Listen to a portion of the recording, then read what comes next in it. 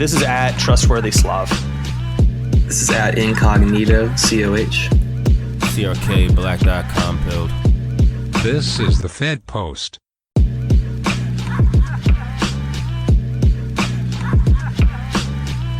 Here's the real question. Do you guys support, how do you guys feel about that whole thing from a while back of China limiting the amount of hours that kids can play video games on like school nights or something? Oh, I think it's based, but I mean, that's just me. See, this is okay. But before you answer really fast, I'm going to say, we're talking about children right now, right? So so the role in controlling access to things is a lot different when we're talking about the law as it pertains to children. And that's a pretty common thing across the board. But anyway, I want to hear your take. Sorry, could you say that again? I'm just saying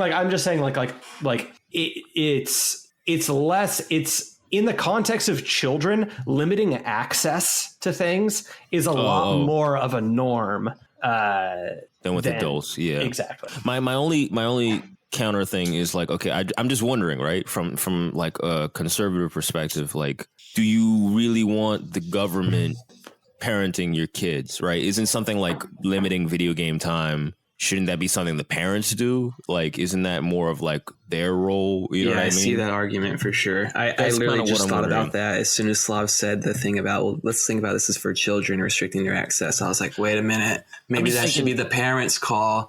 Yeah, and I think a lot of the right social stuff involved. Well, a lot of the right wants a retraction of government, like government out of people's lives economically for the most part, and then socially to step in more. And I just feel like there's a weird thing there of like, all right, I don't want the school teaching my kid all this weird gay shit and all that. I'd rather homeschool them. But it's just like, but then why do you trust them to like manage what they do? Why do you want them to parent your kid at all? Like, you know, there's something weird there that I can't wrap my mind around. But like, either way, I generally just don't like this idea of like, the reason why, like Eric Adams is doing this thing where he's like, the reason why there's rising violence in New York City is because of drill rap music, which is just fucking retarded to me. Yeah, of course. Fucking retarded. I've heard this shit before. For how many decades do they do this shit? Forever. Blaming rap for everything. And what was before that? Like, you know, punk rock. Rock and roll. They blame all this shit for their fuck ups, basically, for them not taking out the trash. And I hope no one takes that literally, but yeah, I mean, you know, they just they you know, blaming art, blaming violence in movies, blaming Tarantino, blaming video games. I don't like that shit. It gives them an out. It gives them it's an easy out for them to just clean their hands of everything. And, you know, if they want to ban that shit, I mean, that's up to them or whatever. But like, it's not a solution. And again, like, I don't know, man. Like, you don't want your kids listening to gangster rap and like, you don't want them to fucking watch violent movies and shit. You get on that shit. That's on you. Like, you should teach them. Like, I think that, man, I don't know. For my personal beliefs, I think kids should be playing way less video games. And so I think that like the intended result from that, I think is good. But I don't know that the way that they're implementing, bans on access to it is the right way to achieve that result. I don't know what is, though. You know what I mean? I don't have all the answers. I would rather see maybe a society that prioritizes physical connection with people who are within your proximity, playing outside, interacting with nature, et cetera, et cetera. But then also for people who live in like urban areas that are densely populated, you don't have a lot of options for going out and really like, you know, spending your whole afternoon outside, playing outside or whatever. You know what I mean? It's smoggy, it's dangerous. It's, you know, you can go down to the park or whatever, but it's not really an excuse or a replacement for that. So I don't know. I think there's just a lot of issues that we need to fix, like societally at the root, that are not going to be solved from banning things. But like, are we ever going to actually do the fixing that needs to be done? And are the bans the best options that we have for trying to get these results? I don't really know. And I'll add, just to be fair to like parents or whatever, I understand that this is a hard time now. It's not as easy as just like cut out the video games. It's harder now because of the internet. Kids are harder to regulate than ever. They're pulled in all sorts of directions too. Yeah. I'll say I think games, especially now as opposed to in the past, because are designed, a lot more games, especially for young children, are designed to just be habit forming as opposed to being like little, like the idea of, think about arcade games, right? Yeah. Arcade games are super predatory, because they're making money by having you feed them quarters, right? So the first level is really easy and really nice to get through. Build your confidence up a little. Build your confidence up. Second, a little harder, but you hit a difficulty wall, right? And it's baked into the fucking design of the game, right? To get you to just start feeding those fucking quarters in. They've got you in long enough, right? If you look at like Fortnite, or I don't know what fucking kids are playing, really, Genshin Impact or something like that. These are like games that are like free up front.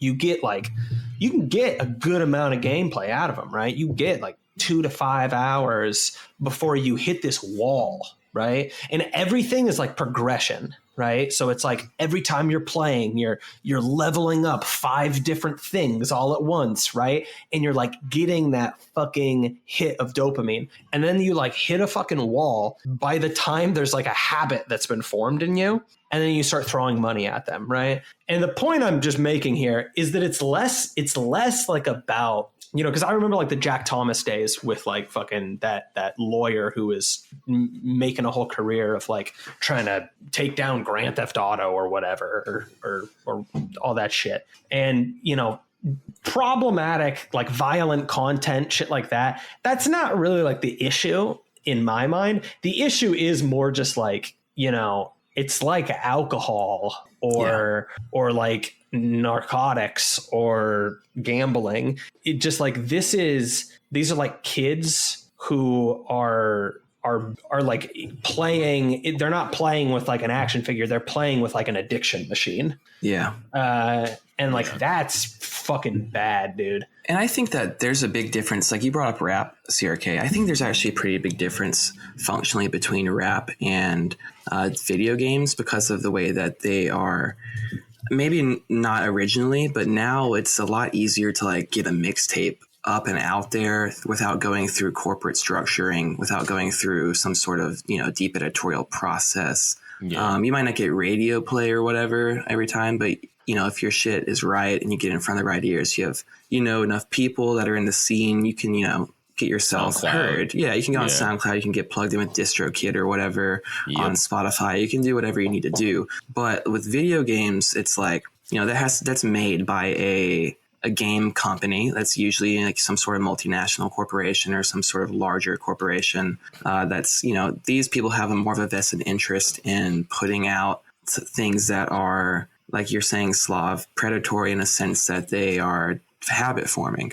Whereas a lot of rap music is probably just like people just reflecting what they're seeing and what they're a part of and what society is around them. Sometimes it's glorification of things that aren't great, et cetera, but it's not like, I don't know. I feel like it comes from less of an industry type of place with a lot of that than like video games. It's almost like, the channels that it has to go through in order to get onto your Xbox is like in itself a little bit different process. There's an insane amount of capital in game production, just like television and movies. And like everybody talks about Tencent, right? This humongous entity that's just bought up tons and tons of publishers and developers and in games. And it's just a big Chinese asset. The CCP has a huge stake in it, right? Mm-hmm. It's a really common thing. X company gets bought up by Tencent, and now this huge grocery list of things that you're no longer going to see in any of the games that they produce. Yes. And I'm sure it's the same way with something like BlackRock or Vanguard. I mean, they have a stake in literally everything, right? Mm-hmm. I don't. Yeah.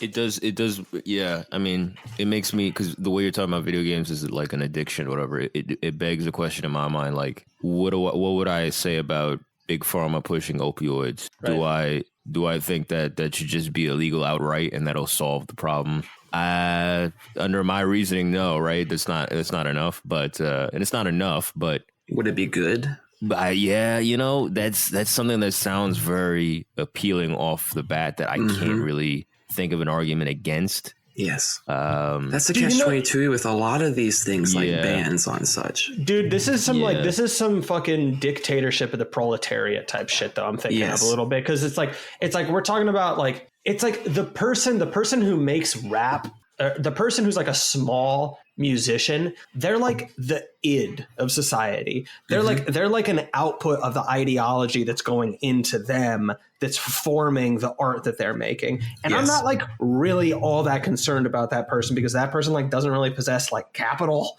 and like that person isn't, they're part of a feedback loop and they're propagandizing the people around them. But we all are. Exactly. Right. Well, and like it's the people upstream. Like I am totally in favor of authoritarian, draconian measures against our depraved elites. Yes. Thank you. You know what I mean? You know what I mean? And you see some fucking Epic Games, Fortnite shit that's just like these kids flossing, doing the flossing dance and shit. And like, get that shit out of here. And like all these big spenders on these free games, I call them whales, right? Like you get whales that it's just a fucking 10-year-old kid spending $12,000 on his parents' card. Unreal. And it's dude, it's wild, dude. There's these Genshin Impact, right? It's called the genre is called a gacha game. And apparently you know, there was this whole legal thing about loot boxes, right? Loot boxes are gambling, right? So you pay $5, you're going to get 5 loot boxes, or I don't know what the loot market looks like, right? But and you basically, it's a roll of the dice, you open the box and it gives you X number of items in the game, right?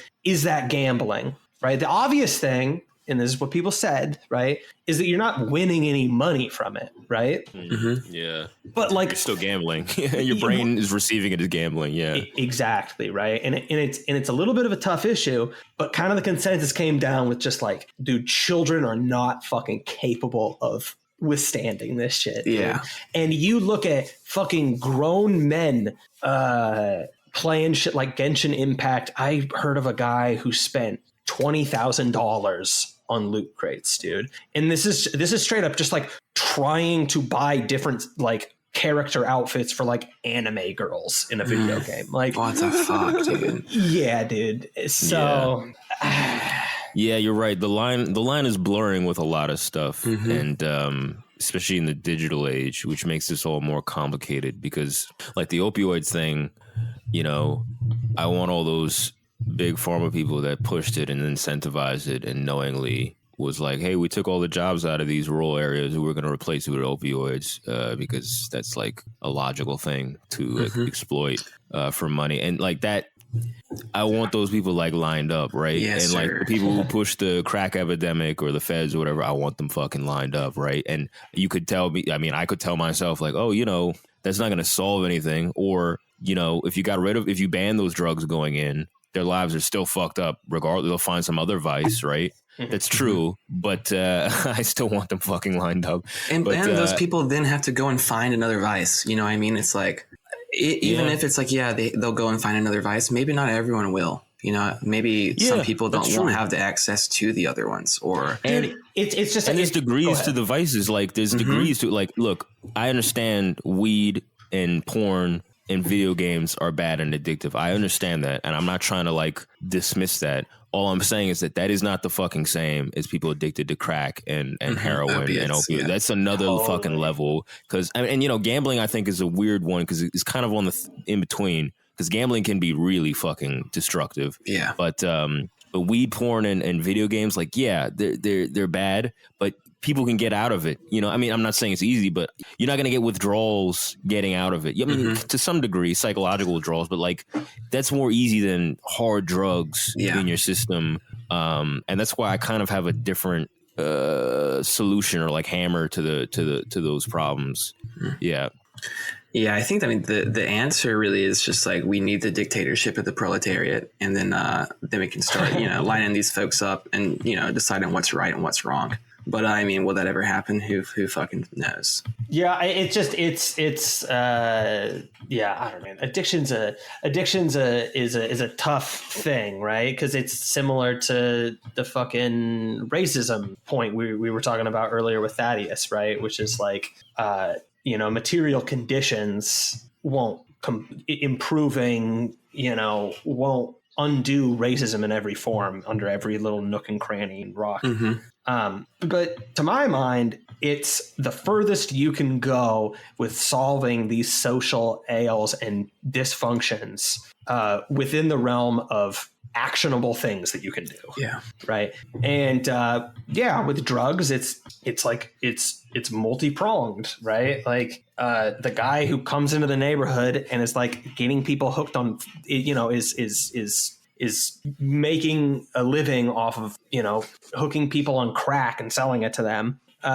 He should fucking face consequences for selling fucking body destroying, community destroying drugs. And at the same time, like, that's obviously not going to solve the problem. I'm not saying anything super novel here, but and in the same way too, like, I don't like, because I've been through treatment programs and like, and I'm definitely, it's an industry of itself, bro.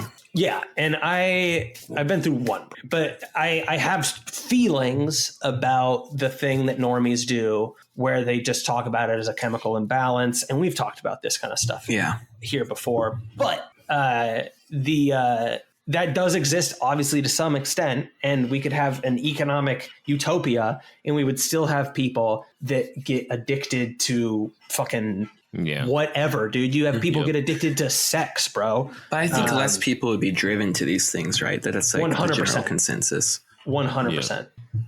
And then it's just an issue of like, then it's just mitigation. It's like, how do we, I feel like that's just the thing for me. It's like, what's easier to fix, right? Something that's tangible and material, like trying to get to the root of solving, material economic issues. Like, there are steps that we can take directly that we know that we can make things more equitable for everyone, give people a more fighting chance, a social safety net of sorts, etc. But I don't know how to change people's biological wiring so that there aren't addictive personalities anymore. I don't know how to change and make people not bigoted anymore. I don't think you can. I don't think there's any way to fight those types of ideological battles successfully. So what can we do is maybe try to change, the things that we can for the better. And then we can get on a page where maybe we can start trying to really focus on like, how do we combat addictiveness as a personal mindset outside of the scope of people being driven to vices due to,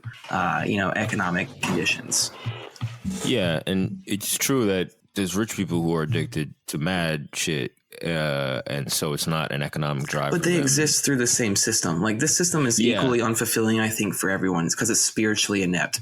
Like, it's it's not something that's good for no matter which side you're on, I don't think.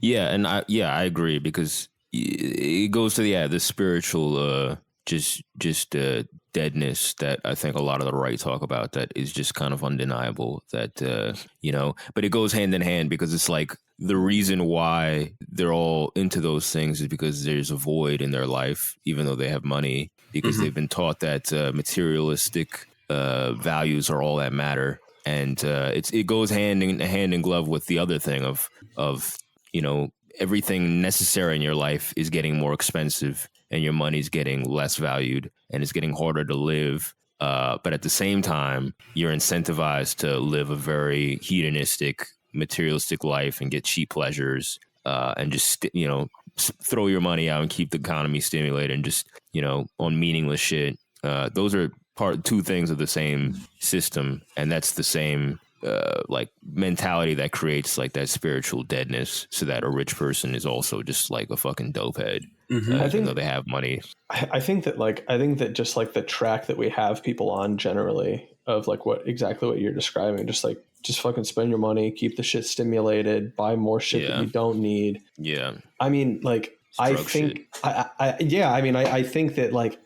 that we're a complete culture of addiction. Absolutely. And like, there was like, getting sober was probably like the biggest spiritual experience I've had in my life. And like two big things occurred to me about it, which was like, one was just like just getting an appreciation for how like the self and identity is constructed, and like and how that's completely like the way that our culture in mainstream conceives of the identity and the self is totally wrong in every fucking way. And and in that way, like I think like transness is just so completely antithetical to an actual view of what selfhood is. And second, just a little aside there, and then the second is just like addiction and the conditioning people to not have the tools to like fight off that kind of like just, I guess, just rampant lack of impulse control. It permeates everything, dude. Like we're in a fucking feeding lot and it permeates everything. And and to, you know, everybody when they're getting sober wants to obviously like avoid triggers for, you know, engaging and using, drinking, whatever. And like the real higher level awareness is to be like, there are, you know, triggers are baked into everything around me, every consideration around me. Our consumerism permeates everything in our fucking culture.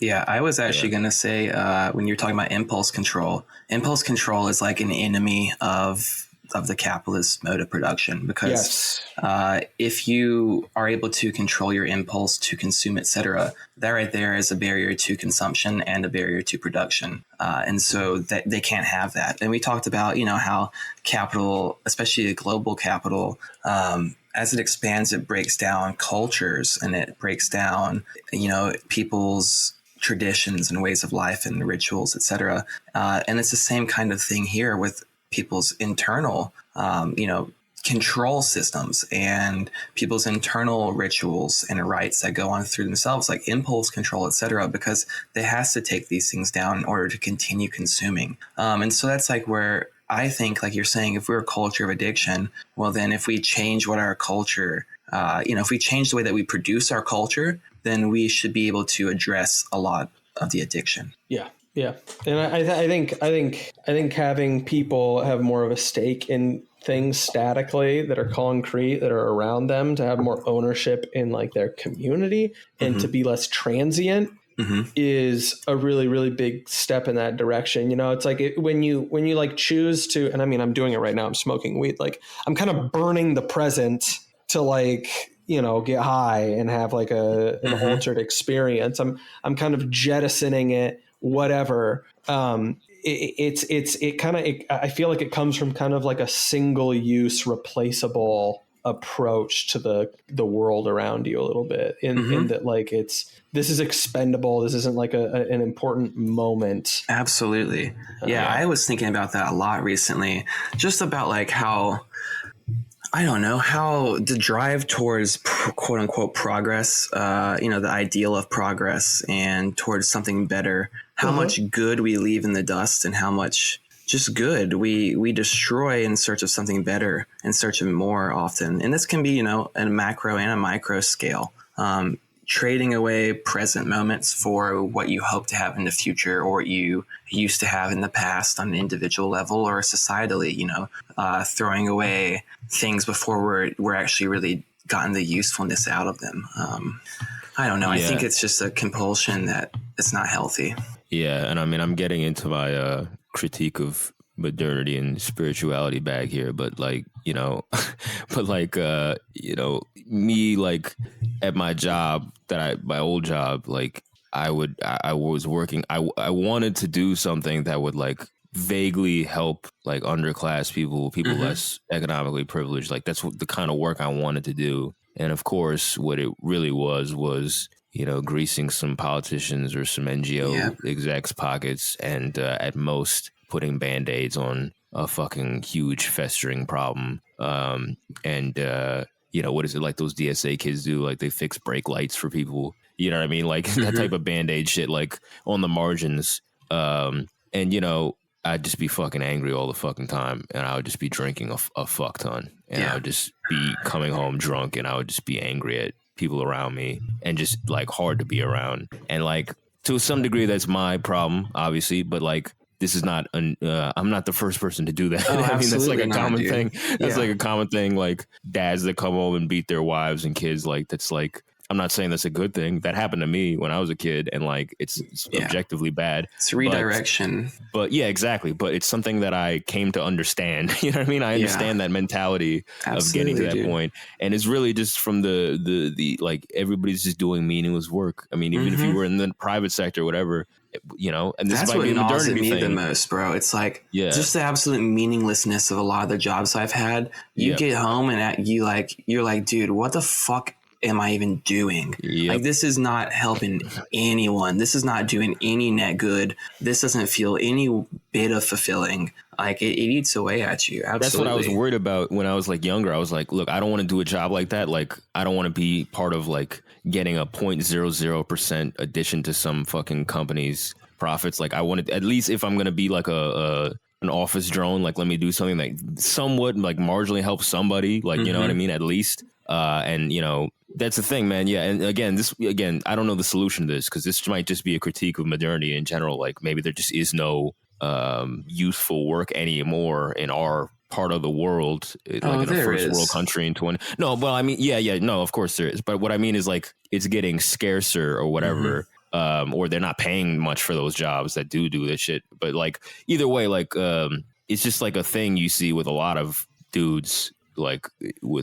work whatever regular jobs. Like it's just this kind of like what the fuck is all this for? And it's just kind of like it festers. It creates like a spiritual gnawing that can turn into some ugly shit real fucking quick. And I don't know the solution to that, but it is a clear thing that it's not just a straight material thing, or even if it has a material root, there's like it's causing like a general spiritual decay that's like pretty obvious in a lot of people. You see I mean the like rates of like the rates of addiction, and honestly like it probably maybe an even better example like suicide, like domestic abuse too. They're I was just gonna say suicide and different forms of addiction like kind of defy what you would expect when you look at like a class analysis of it. I mean, suicide is generally pretty middle class thing that goes on. It's like the thing you hear about dentists have the highest rate of suicide. Oh yeah, right. Yeah. It's weird, man. It's weird, like addiction in this way too. I think that there is like a really big part of addiction that's just a spiritual malaise. You know what I mean? And I almost wonder if like being of a position in a class society where you have less time to just sit and just engage in myopic thinking. Maybe it is just like, like you know, maybe you have like a functioning alcohol addiction or something like that, but it never has that space for you to just spiral yourself out or something. I don't really know. I mean, this isn't a very good theory, but it is just interesting where this stuff comes from. These Nordic countries that like have a very stable economy, homogenous. If you want to take a racial lens, like they're homogenous racially, like they're pretty straight, they're good, and like huge like suicide rates. Like there's something extra there that's, again, you know, maybe it's just like the human condition. It's just throw your arms up and who knows. But like it's definitely it escapes a simple class analysis. But what is it? Viktor Frankl is this guy, some neurologist. He said if you don't have purpose, you find pleasure, right? It's like it's to feel that. So I think that's what a lot of people are feeling. It's just kind of like, what the fuck am I doing? And then, you know, they fill it with that other shit, especially American. But yeah, I don't really have a conclusive idea about all that. But, I don't know how to solve any of that. I mean, I think, I have an idea for myself. Like, I think we need like a new cosmological story of understanding of like how we fit into the universe, how we came here, where we're doing, where we're going, how everyone fits into that, what the meaning of it is, you know, and that there is meaning to it, etc. I don't know. I think I think that's what we need as a kind of just a complete upheaval of our current understanding of life, really, which is, I don't know how you accomplish something like that. Yeah, I think we need I think we need a complete overhaul of like shared ethos. Yeah. What's sad, man, is if you say like, yo, we should stop being like materialistic or whatever, like people are just like, that's corny. You know what I mean? It's automatically a corny sentiment. It's automatically like, it's some cliche hippie shit. Yeah, it's just lame. Or people just being like, fuck that, get the bag or whatever. Yeah, That sentiment is just it's so pervasive that if you're not about like being flashy or whatever, you're just like, you're gay or whatever. You know what I mean? You're just a queer or whatever. But I don't know how to break that. That's so hardwired into especially younger people. Like, I don't know. It's also, I don't know. I think the other thing too, though, is just like I'm not even against buying shit and having shit, right? It's just like buy good shit. Like buy like wasting all your money on like fucking AirPods and like your 5th fucking iPhone in the last couple of years and just like having every subscription service is like gay and retarded, right? Buy a fucking house, dude. Or like, I mean, I guess it's like easier said than done, right? But I just mean like buy that or like buy some shit that's good that you're gonna use, dude. Buy yourself like a nice pair of shoes that you're like gonna actually get a lot of practical use out of. You know what I mean? Like I'm a big fan of just like not having a lot of stuff, but like using the fuck out of the stuff that you do have. Yeah, getting quality goods. Exactly. As opposed to like what the average consumer is, which is just this kind of universalized, I'm going to get everything and I'm going to use it all once and throw it away. And there's just a lot of like plastic around. Yeah. And yeah, it's like a nightmare. I'm not even saying that in an environmentalist way. It's just like this shit isn't good. Like you shouldn't even be touching too much of this shit.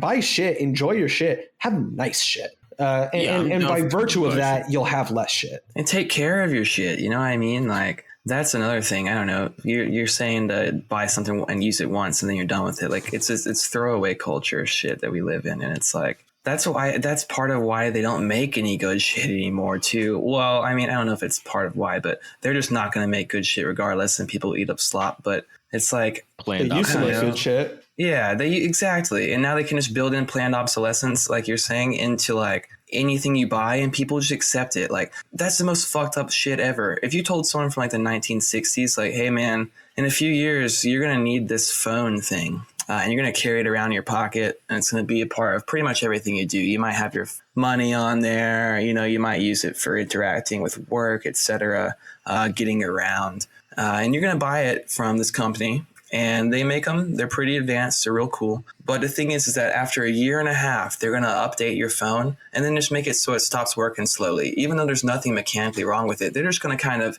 slowly phase it out, so you got to buy a new one. They'd be like, what the fuck are you talking about? Like if you told why does my that, N64 still work from 20 years ago, but my phone is useless after 2 years? Yeah, and then people are like, oh yeah, bro, it's just planned obsolescence. And you're like, yeah, dude, why is that allowed? What the fuck are we doing?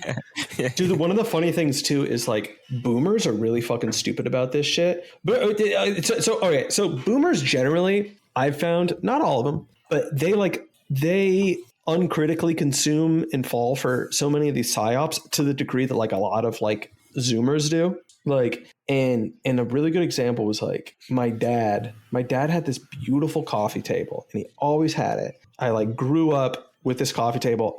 This is a great coffee table, right? I feel strongly about this coffee table. He's like, yeah, you know, I want to get a new table. Why not? Right. And he like goes to some fucking furniture warehouse and he gets this new coffee table, and it's new. And it's just like, it's just so clearly less well made than the old one. And he just like gives me the old one, and it's like, oh, well, that's great. Right. But again, it's just like, you think you need a new thing. And like you're not even going to be able to find a fucking replacement to this old piece that is made with the same level of quality anymore. Like you don't need a new thing, because there are in so many, I mean, this isn't true across the board, but like in so many different examples, like new shit just is nowhere near as good as the old shit. So, I mean, you're already good, man. I mean, that's the thing is like our grandparents' generation would buy a fucking vacuum cleaner that works, you know what I mean? And then you're out of the market for a vacuum cleaner. Until that shit breaks and you like, until you cannot fix it. Well, right. Well, and that's a whole other thing right now too, is just making it so that in a lot of cases, people like legally in a lot of other practical ways just cannot fix their own shit. that's a whole other thing. But I don't know. Yeah, it's the red life and it's the planned obsolescence life, like everything, and it's reflected in the music. Everything's microwavable music and art. It's all reflected that everything is transient, very transient. The stuff you buy, where you live, everything. But I have a house, I have like a foundation, I have like roots, I have like anything like that is, and that's what you need for financial like independence. That's just not disincentivized for sure. For obvious reasons. And I mean, that's how you get the pot and the bugs. That's how you get that. It's just everyone just agrees to it for convenience or whatever. And, it's really a genius scheme when you think about it. But yeah. Well, we have another half hour. What was the other thing? The other thing is that I just realized this episode was supposed to be about Once Upon a Time in Hollywood and Charles Manson. I was about to bring that up. Or there's the Tucker egg slonking thing. Oh shit! And he had the D-trans girl on. He's branching out into the milieu, bro. Yeah, bro. He's gonna be on FedPost soon. But like, bro. Yeah, I mean, do you think he would ever have BAP on? I don't. Wait, did that raw egg nationalist dude? He was on somebody's show, right? I don't think he was. Yeah. And he's literally on. I think he's doing the voice for the Tucker ad. For the trailer. I believe that. I mean, they had somebody slonking eggs. Yeah, they did. And you can't just let anyone do that. That's a professional. Like ball sunning. Oh yeah, dude, it literally. That was the funniest part. Is the fucking the opening shot is the fucking monolith from 2001, but it's a guy sunning his fucking balls, dude. Bro. I didn't even know that was a thing. Like Crypto was in the chat, like, "Yo, red light tanning." I'm like, "What does that even mean?" I don't know what a lot of this stuff is. Like, Crypto's up on it. Yeah, he's up on that. What's the ball sunning? What is that about? It's whatever the fuck that was. A dude that stood with his dick out in front of like this Tesla charger looking contraption with red light. That was the first time I've seen somebody sunning their balls in that manner. I honestly thought it was just to go out onto the back porch. Get some light down there. Yeah, I kind of figured, but I mean, these people, it seems a little goofy to do it. I mean, by those means, to be honest. I would never do that's Bugman sunning right there, bro. Go out and interact with the actual sun. Don't bring a fake sun to shine on your ball sack. Go out there. That seems like a really fucking a Wiimote. You're cooking your fucking balls right now, dude. Yeah. Hey, babe, are you done rubbing your Wiimote all over your balls? I like that. That's like deeply un-Lindy. You know what I mean? Yeah, that's how you kill that sperm count. Yes, there's the electromagnetic radiation coming off of that thing alone is gonna be strangling your scrotes, bro. Your scrot. Yeah, I didn't know about a lot of this shit, like jelking and like something to like a chin exercise to make your jaw bigger. Like I didn't know about a lot of this. I don't know what jelking is. Apparently it's like make your dick longer or something. Like people are down bad. They're down bad. And I remember Pig used to joke about jelking on the timeline a lot. Yeah. I don't know. I'm not up on a lot of these things, but I'm gonna do my own research. Results 30-day comparisons. Morgan Spurlock, yeah. But I don't know. That commercial was weird. Get the manosphere in there. I don't know, dude. Fucking Tucker's doing some dope ass shit. Yeah, it's for real. It's kind of based, but at the same time, it's like, all right. I don't know. I really see like the reasoning behind it. Like I get the reactionary stance here. Like in this time when masculinity is decaying and stuff like that, I understand the reactionary push to be like completely hyper masculinity, that kind of thing and drive like that. But I also think it's kind of like just weird. I just think it's like when you hyper fixate on like how to make yourself X identity, you start to lose the very nature of the thing that you're attempting to become. I mean, the thing, dude. You know what I mean? I don't know. Like you don't have to go out there and like qualify that you're a man by saying I slonked 3 eggs and sunned my nutsack this morning. You know what I mean? Like I think people involved in that need to chill out a little bit. To be fair, I think like there's a difference between like being a man and being like a man activist kind of thing, which is like what that is. Yeah. And to be fair, I don't know that they would they would act like that isn't the case. You know what I mean? I see the point of it for sure. And they're engaging in a media sphere. Yes. And I wouldn't argue that it's like unnecessary. I would say it has its place. It's just like, I don't know. For me, I see it and I'm like, that's a little weird, dog. But like, I get it. I have someone very close to me who is really into that shit. Like aggressively so, all of that specific stuff. And this is a relative, and we do not have a good relationship, and he's a fucking cunt about it. So I'm also very, I understand the critique of it and I agree with it on a lot of ways. It's also just like, it's just difficult a little bit. You know what I mean? Because it's like, because I think, honestly, I think it comes down to the shit we were just talking about, which is like impulse control stuff and just like not being a little bug person. Not that, like, which, by the way, goes without saying, like, I almost feel guilty talking about this person I know in this way. It's like, it's the Oren line of like, none of us are or have gotten through this unscathed. You know what I mean? Like, there's a bit of a bug man in all of us. I'm going to say that, right? Because I don't want to act holier than thou here. But like, I think it's kind of consumerist procured identity a little bit. And I think that guys that get into this get a little too caught up on the idea of affecting masculinity as opposed to just like chilling out and just kind of like trannies almost, bro. It's like trying to hyper feminize and then you destroy the very thing that you're trying to like emulate. Totally. Just creating like a caricature of what it is and just like LARPing, like cosplaying like mad hard. Like, bro, clean your room, get laid, get a haircut, keep your back straight. Like, do that shit. But like, bro, don't fucking put it on my timeline and don't fucking talk to me like it's some fucking political lifestyle or some ideology. What the fuck are you talking about? That shit is weird, man. Just do it. That's some baseline. I don't need to hear about it. Yeah, I don't. It's weird to me, man. It's consumerist shit. It really is. I guess some people need to hear something like that. I mean, having I don't know, said that, it's just like masculinity is so disciplined against, and like it's just like it's forbidden. Like masculinity is really, really, really, really stigmatized. It's fucking creepy and bizarre. And to be honest, like I don't see it as anything else other than basically a conspiracy because it doesn't really make any sense from any other explanation. And so like this is what happens when you do something like that.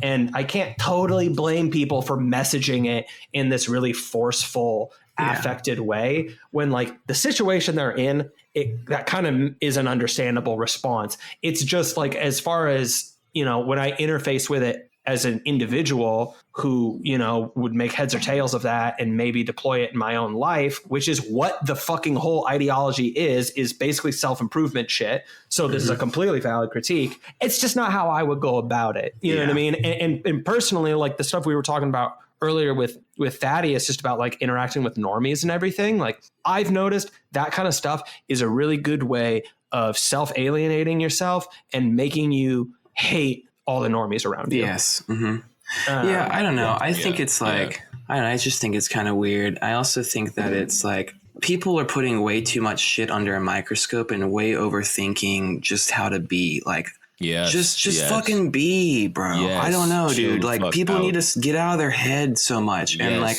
I do it a bit too. I overthink a lot. Obviously I'm here just spouting out thoughts on random shit all the time. So, I mean, I'm thinking, but like, you need to be able to take it, like stop trying to look at yourself from this outside view of how am I being viewed? And am I doing this thing? And am I becoming this identity that I want to become? And am I best embodying that? And am I doing, just fucking do, bro. Lean into your shit and be you and do your shit. Be confident in it. Go out there and play to your strengths. I mean, I don't know. I don't think you have to like try to essentialize in one way or another, which I think is kind of what the root of it is at the end of the day. There's nothing more Chad than not giving a fuck what people think about how you are or your masculinity or whatever. You know what I mean? There's something effeminate like inherently effeminate about worrying about, oh my God, do they think, this Rivellino line shit? Like, oh my God, is the way I'm sitting or leaning? Like, is this like, that's some gay shit, bro. It's like, reverse sissy hypno. It's like,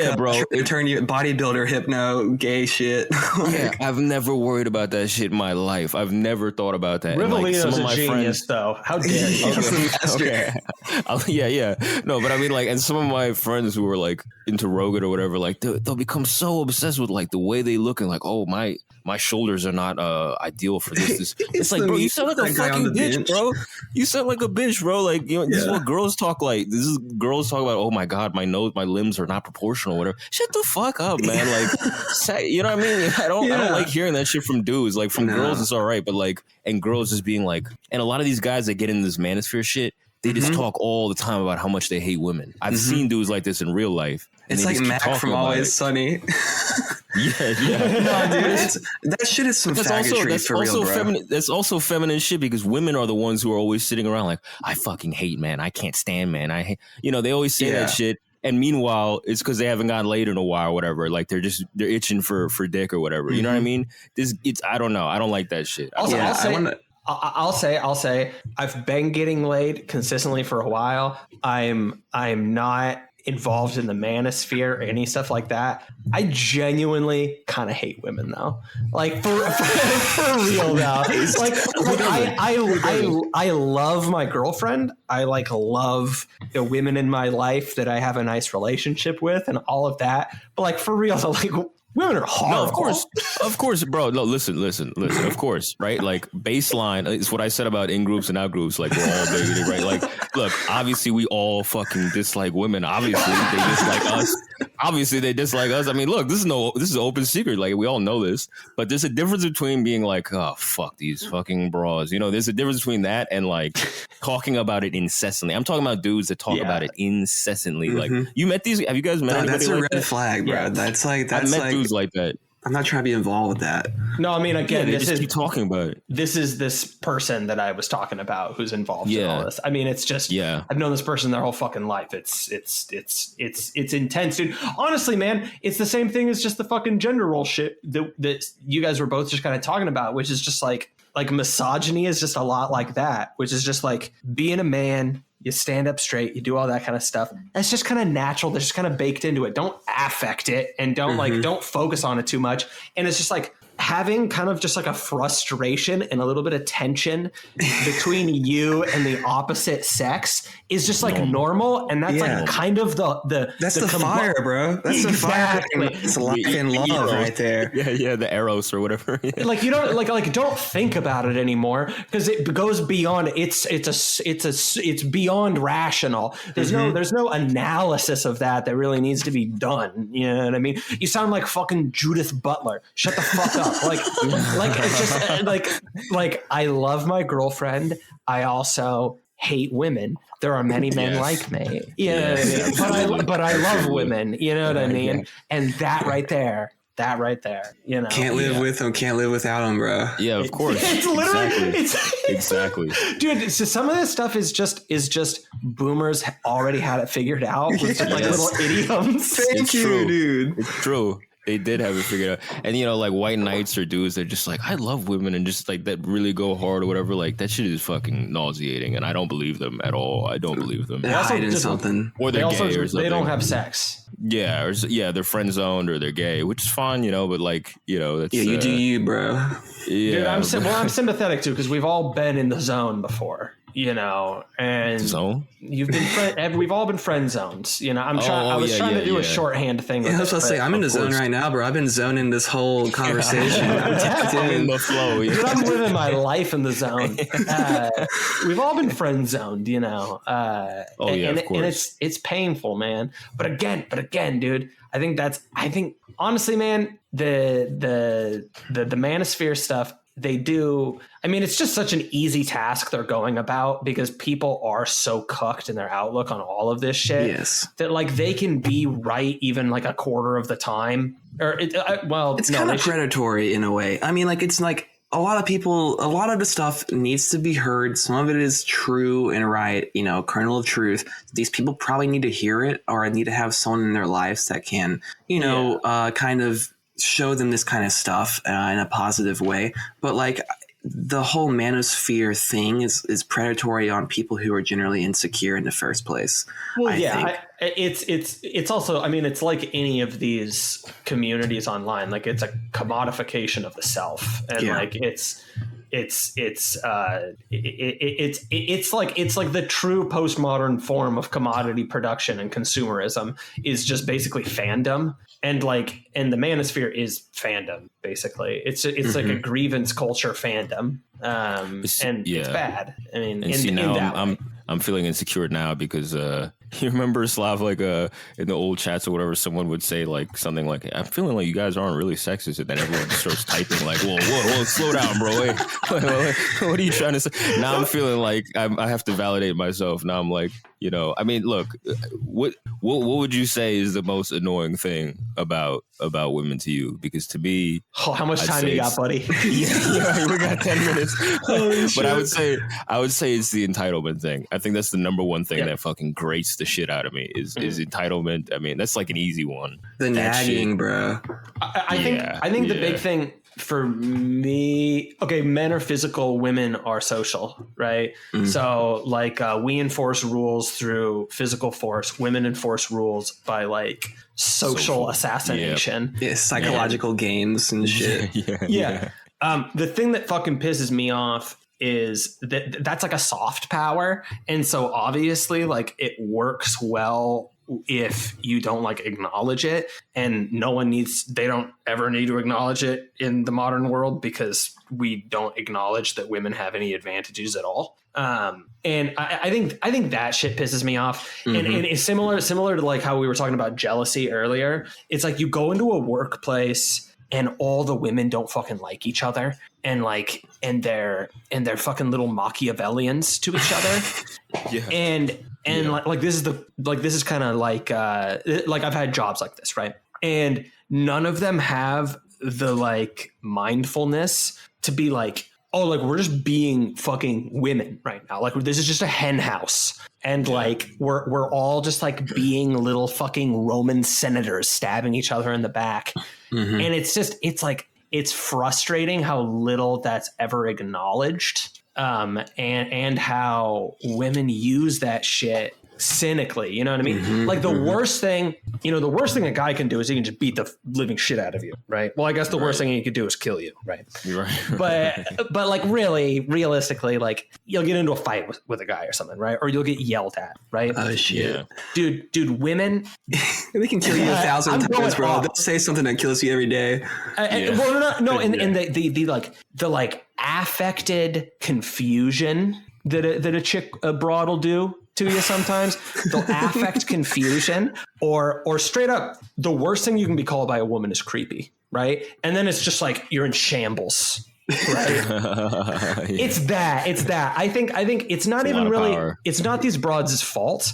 I think that just like having that soft power social killer instinct is just intrinsically less likable than just like being the physical brute. You know what I mean? It's like almost for me, it's like I was out hiking the other day and I saw a snake in the path, and I was thinking, you know what? Snakes kind of bug me out because like I feel like with mammals, I got a good idea of what they're gonna do next. Like I got an idea. I can look into its eyes. I can see like, you know what I mean? Where's it going to go? I can size it up. I can probably beat this thing if I need to. I can get my hand around this like little like bobcat's neck or something if it's going to attack me in the woods. But like if you're going down this path and you see a snake, you don't know how fast that motherfucker might come at you. You don't know if it's venomous or not. You don't know what it's thinking. You can't logically wrap your mind around any type of process within a snake from making eye contact with it. There's the silent killers, bro. I feel like that's how broads operate a little bit. Dude, straight up, I've got it. Women are the lawyers of the human race. You know what I mean? Like people are just like, lawyers, I don't trust these motherfuckers. You know, they say one thing, they fuck you later, they take the kids in the divorce next. Like that's like the role that ladies play. Yeah, I was thinking probably for me, I'm like, right. I was thinking female intuition is probably like the most frustrating for me. Quote unquote female intuition. Well, they'll just be like, you like, I know that you're looking at other girls or whatever the fuck, and then they get themselves super worked up on it, and then they like talk with each other and they're like confirming it with each other, like, yeah, you're right. Like, we got that female intuition, and then they're just wronged, but it just like reaffirms their like psychoticness. I've seen that cycle a couple times. Did you want to hear something fucking hilarious? Go on with it. I'm gonna share a little personal anecdote, and if this person, if my girlfriend ever listened to this, she would get slightly frustrated at me. But I know exactly what I'm doing. I know what I'm doing when I say this. Fucking, we had her birthday this last year, and like it was a great time. Got dinner, hanging out. The night ended with us getting in a small fight because she came up with a hypothetical about if we had kids and the kid ended up being retarded, would I abandon her and our child? Which by the way, no. I didn't say yes. I didn't. You hesitated though.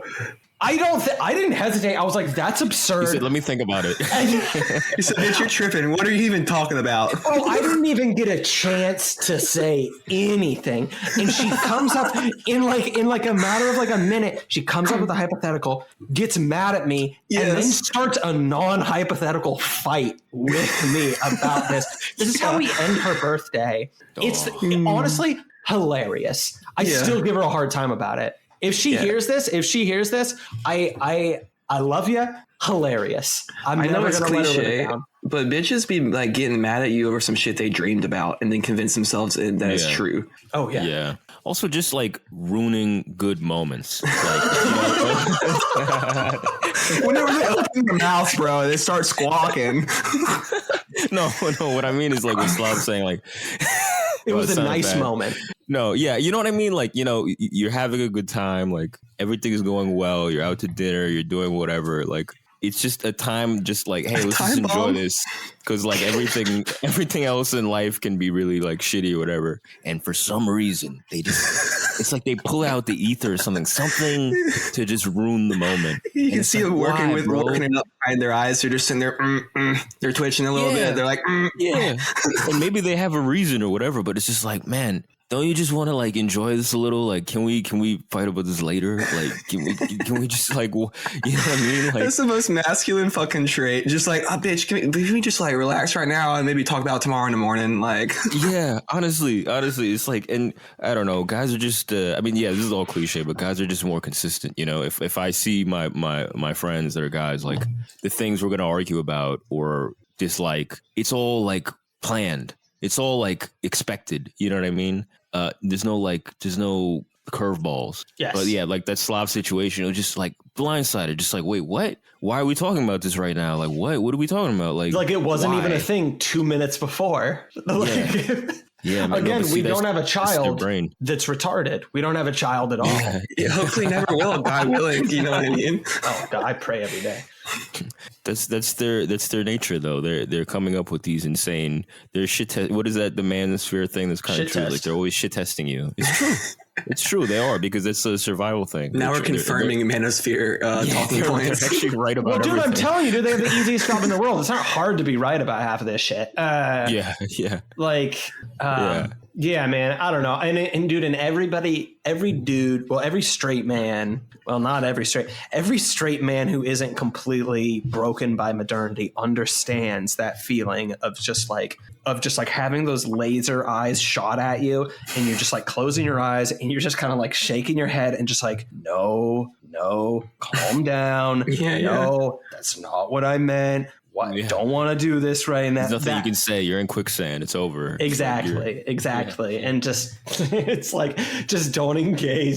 Just like an argument in which one half of the people arguing is already just so completely beyond what's about to happen. And they're just like, oh God, how do I make this go as quickly as possible? And the apology's never enough. Like, you just give up. Like, sometimes if you're really like me, you've got the 1,000-yard stare and you're just whipped and you just give up, you roll over quick, right? You know, just say, all right, I'm sorry. That's never enough. It's never enough. Like, it's not satisfying. because it's not rational, it's emotional, right? And so it's like they want the catharsis to have. And to be fair, to be fair, right? Everybody does this sometimes. Yeah, this is not just broads here. This is I mean, I'm sure plenty of women slonk eggs, right? But nor Bin Laden does. But shout out to her. Shout out, dude. She follows me, which is surreal, but dude, let's get her on the pod. Get her on the pod for sure, dude. But sometimes you give them the last word and it's not enough, and then the next and in those situations, I think a slap. It's absolutely appropriate. God, and like the way like Barbara Walters like thought she had got him, and he just like I love that. He just like I live in that moment. He just kind of smirks at her. The way he thought about it, the way he looked away and thought about it, he's like, I think it'd be absolutely right. Like, I love that shit. The way he thought about it, he weighed it out in his hand. I love that shit. But he's like, I'm gonna do it.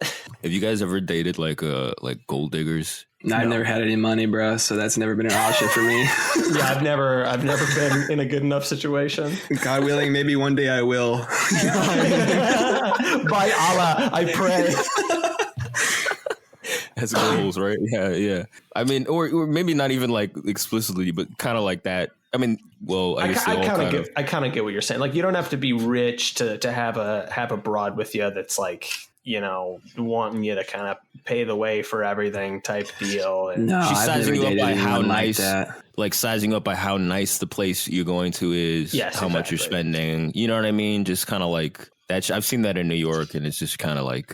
Well, bro, that's another thing that contrarian Twitterism has kind of tried to make cool. Yeah, they think it's based, right? And it's like, all right. Yeah. I mean, which is funny because all of these broads that are like complaining about this, like, oh my God, like big yikes.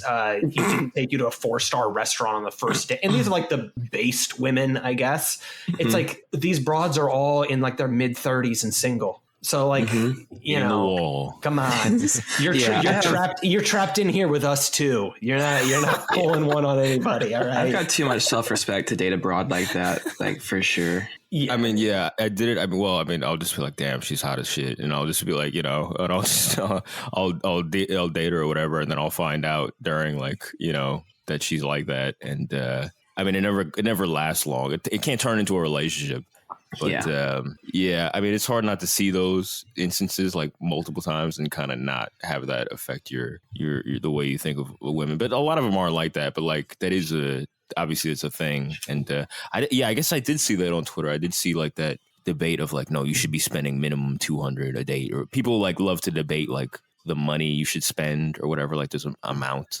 Or, it's just more weird essentializing bullshit, dude. Just like do what works for you. You know what I mean? Find a partner that is compatible with you on the things that you care about. You know what I mean? You don't have to like set up these weird benchmarks and shit, dude. If any of these, I'm not even going to say rad femmes.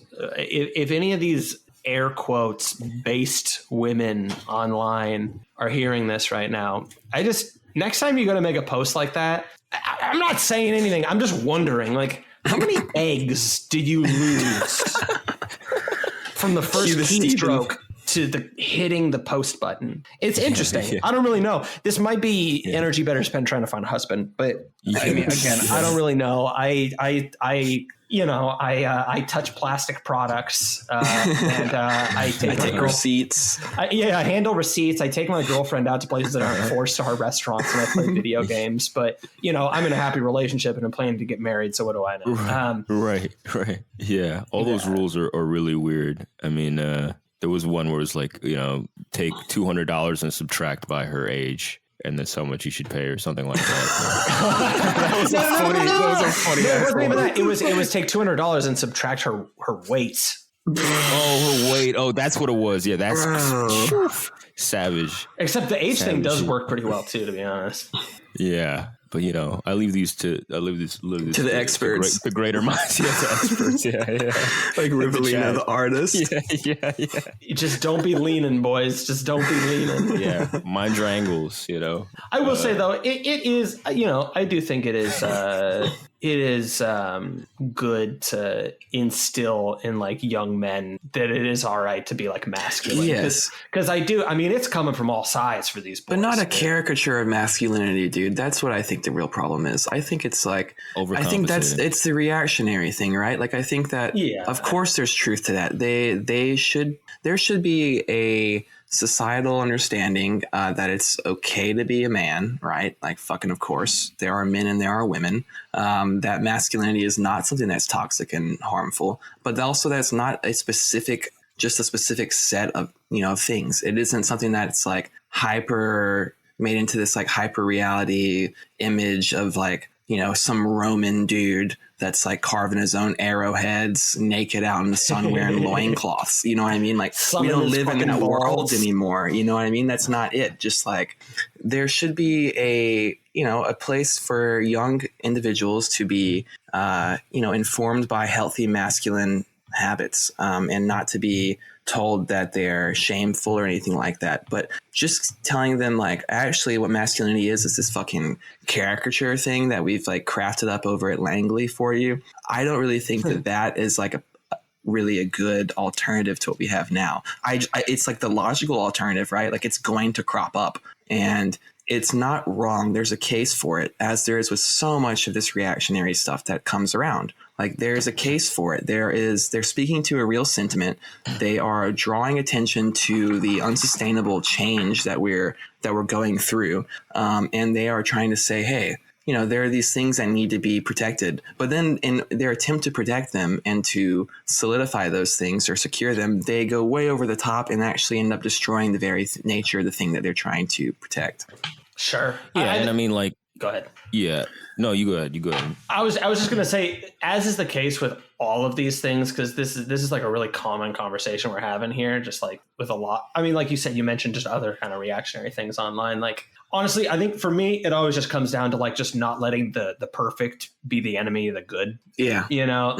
Like it's not the main zeitgeist's approach to masculinity, which honestly is like, it's, I mean, not to sound like somebody in the therapeutic state, but like, it's like psychologically abusive to young men. Like, it's bad. It's really bad. Opposing that, I mean, it's already exponentially better, right? But yeah, I mean, there's flaws, there's critiques to be had, and they're not super hard to find, to be honest. I mean, I feel like I don't see that too much, like the shaming masculinity thing. I don't see it too much, except for like really bougie areas. You know what I mean? Like in New York, like people will look at me funny or act like I'm like a chud because I go to the gym or whatever.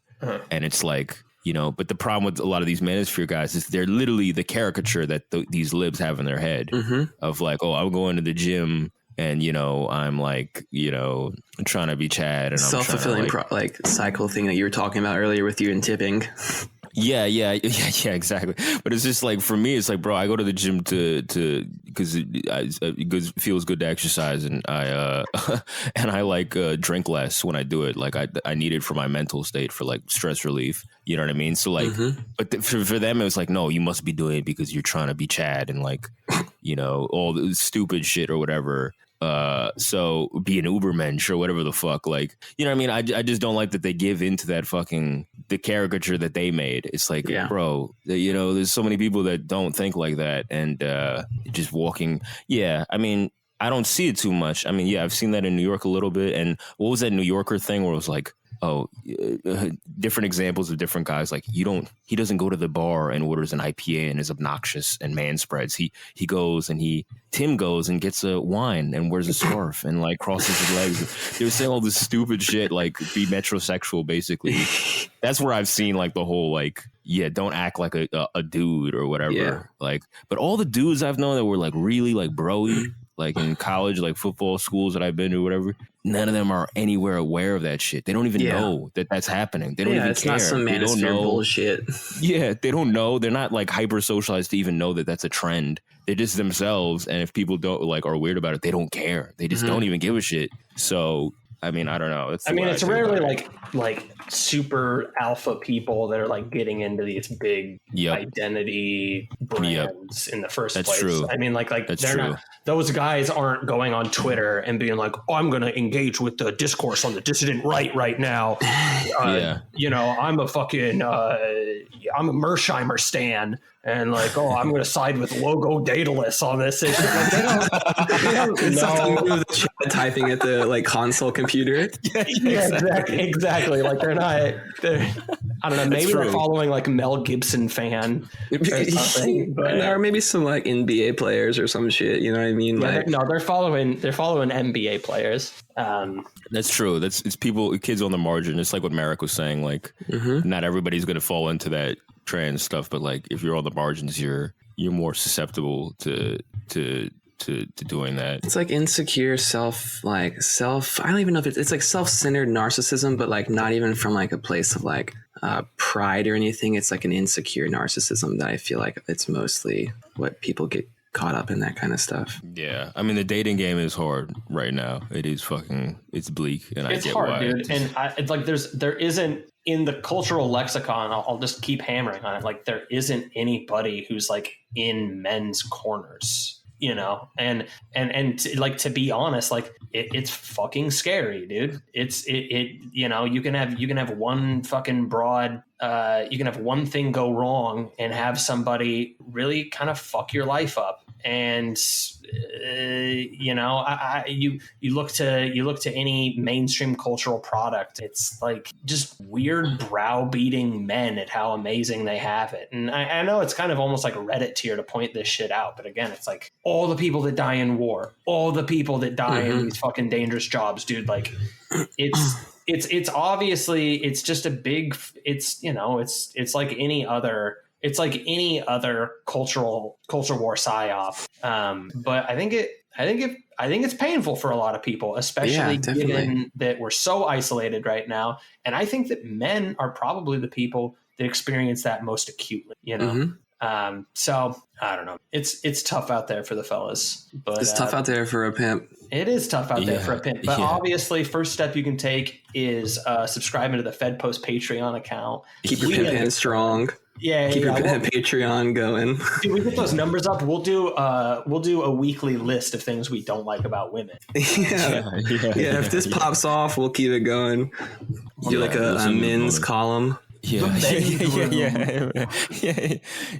a mailbag of men complaining about their girlfriends. Dude, honestly, I know that it's kind of like ripping off Red Scare, but we've had a weird amount of people ask us to do like one of these Love Line episodes where we do like a mailbag. Yeah, I've had like at least 5 people. Man, I'd love to like give some unsolicited, or actually I guess it would be solicited advice that may or may not even be helpful, but I'd love to do it. Dude, we should do a Love Line mailbag 100%. Yeah. We could do it easily, dude. We could do it easily. We wouldn't even need that much heads up. Yeah, I'd be super down for that. That's interesting. I mean, I hadn't I forgot that Red Scare had done something like that.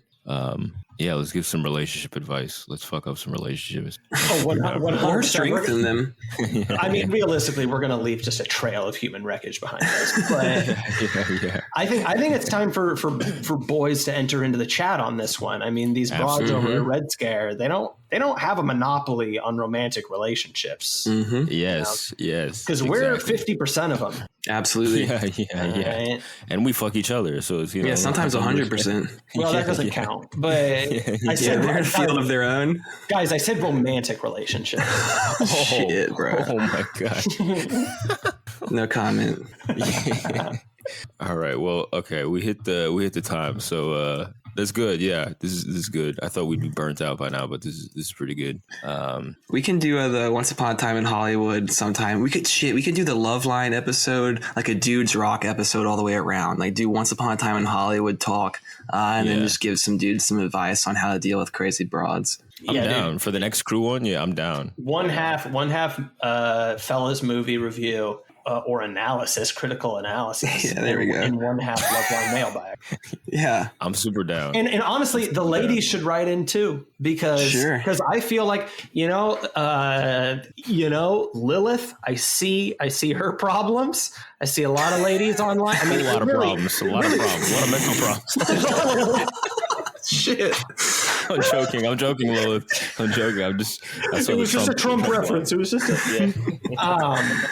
dude, I mean, I think you gals got a lot of issues these days, and I think just a firm, strong hand of a fella fix that up real quick. Mm-hmm. Absolutely. So, easy. Absolutely. You just need to calm down a little bit and just have somebody who thinks logically handle Don't ruin, good moments. Bite your tongue every now and again.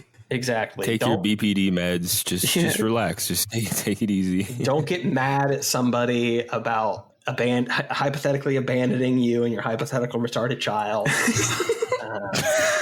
Yeah, that's like real Roman shit, bro. You're talking about some exposure or whatever. Well, and that's what I said. That I would throw the child off a cliff. Into the woods and leave it. If it's it has a strong will to survive, he'll make it.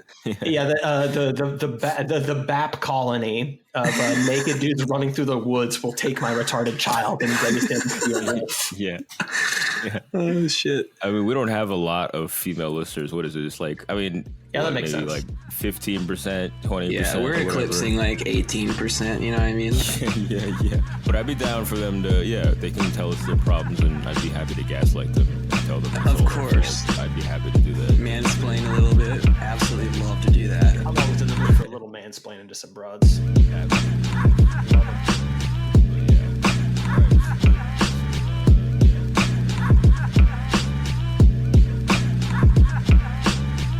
All right, that was part 1 of our episode. If you'd like to listen to part 2, you can find that at patreon.com/fedpost. Thanks for listening.